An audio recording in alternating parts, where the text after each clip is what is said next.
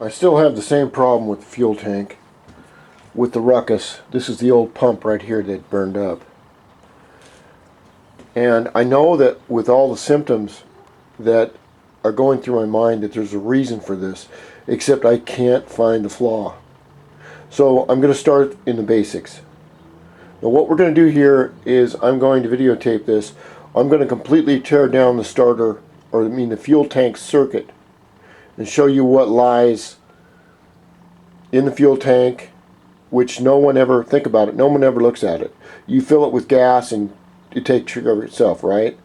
Well, this is true, except one of the problems with fuel tanks is they do tend to collect dust and other debris over, you know, how many millions of gallons or hundreds of gallons of fuel you do put in them. And so it's always good to flush them out every once in a while. So that's what we're going to do. Now the first thing is, simple physics is this. If the fuel pump were hooked up and it was pulling fuel from the fuel tank, the fuel tank is full of fuel and air. Okay, just matter. Let's say it's matter.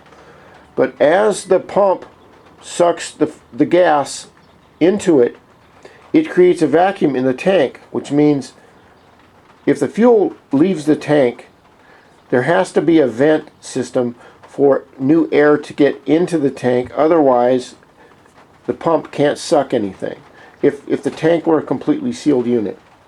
So what I've done is taken my key here, and I've excuse me, and I've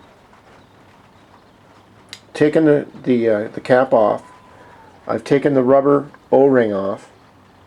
I've taken the switch off, which locks the cap. And what I'm most concerned about is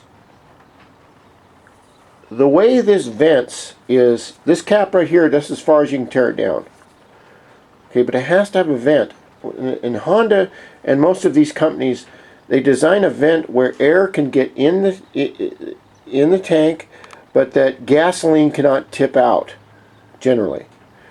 The vent hole is right here, and there's a little tiny plastic piece in there. What that does is there, underneath this steel part, is a hollow space, and right on the side of the cap are little tiny holes. Those are your vent holes. So what happens is your air, when your tank needs air, it will suck the air from the outside into these vent holes, and then it will go through this little hole into your tank, which allows for no vacuum and the fuel to flow freely. I wanted to see if there was a mistake there or a problem. Okay, I don't see one right there. If this were plugged up, usually the symptoms would be your bike would run for a couple of minutes, then it would slowly stop. Next thing we do is we're going to go out and we're going to completely dismantle the gas tank or petrol tank, whatever you want to call it, and look for any problems.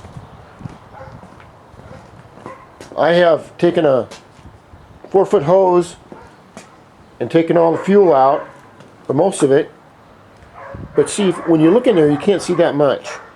All right. Now we don't know what's in there, and I want to ask you, people out there that have worked on motorcycles, when was the last time that you took any motorcycle tank out and inspected it and cleaned it on any bike? The answer is probably not very many. But you never know, who's owned the bike, who's owned the tank, how well it was treated, if they used a dirty gas can to fill up, or if you had dirty gas at the station. Okay, now I'm going to show you how to disassemble this, and we're gonna inspect it.